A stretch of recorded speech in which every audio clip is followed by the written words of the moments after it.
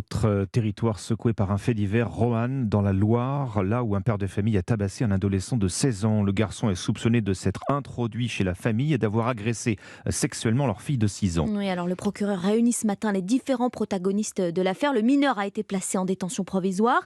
Le père, lui, risque aussi 7 ans de prison pour cette expédition punitive. Un déchaînement de violence qui divise aussi les habitants de Roanne, où s'est rendu le correspondant d'Europe 1, Laurent Humbert. Quartier du Mayolet, Charlène, la trentaine, promène son bébé. Elle trouve compliqué d'avoir un avis tranché sur l'affaire. Ça s'est passé derrière chez moi en fait. Je connais bien les lieux. D'un côté, je comprends ce papa qui a voulu forcément défendre sa fille. Et après, on s'introduit chez lui comme ça par effraction. Après, faire justice soi-même, c'est pas la bonne solution non plus certainement. Marcel, 72 ans, comprend parfaitement le père de la petite victime. Ça se comprend, la réaction d'un père.